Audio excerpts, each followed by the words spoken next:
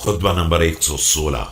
آپ علیہ السلام کے خطبے کا ایک حصہ جس میں اپنے اصحاب کو نصیحت فرمائی ہے۔ بسم اللہ الرحمن الرحیم۔ اللہ نے پیغمبر صلی اللہ علیہ وآلہ وسلم کو اسلام کی طرف دعوت دینے والا اور مخلوقات کے اعمال کا گواہ بنا کر بھیجا تو آپ صلی اللہ علیہ وآلہ وسلم نے پیغام الہی کو مکمل طور سے پہنچا دیا، نہ کوئی سستی کی اور نہ کوئی کوتاہی۔ دشمنان خدا سے جہاد کیا اور اس راہ میں نہ کوئی کمزوری دکھلائی اور نہ کسی ہیلے اور بہانے کا سہارا لیا۔ آپ صلی اللہ علیہ وآلہ وسلم متقین کے امام اور طلبگاران ہدایت کے لیے آنکھوں کی بصارت تھے۔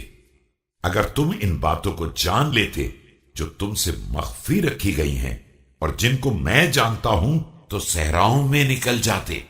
اپنے اعمال پر گریہ کرتے اور اپنے کیے پر سر و سینہ پیٹتے اور سارے اموال کو اس طرح چھوڑ کر چل دیتے کہ نہ ان کا کوئی نگہبان ہوتا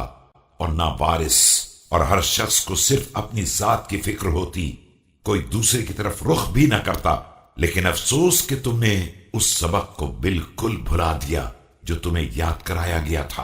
اور ان ہولناک مناظر سے یکسر مطمئن ہو گئے جن سے ڈرایا گیا تھا، تو تمہاری رائے بھٹک گئی اور تمہارے امور میں انتشار پیدا ہو گیا۔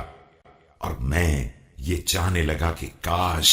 اللہ میرے اور تمہارے درمیان جدائی ڈال دیتا اور مجھے ان لوگوں سے ملا دیتا جو میرے لیے زیادہ سزاوار تھے، وہ لوگ جن کی رائے مبارک اور جن کا حلم ٹھوس ہے،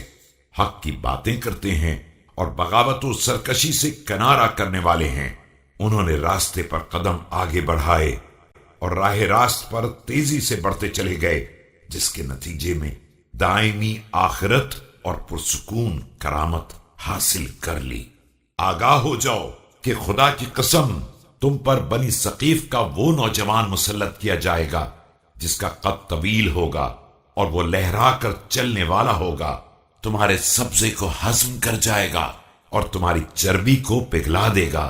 ہاں اے ابو وضع، کچھ اور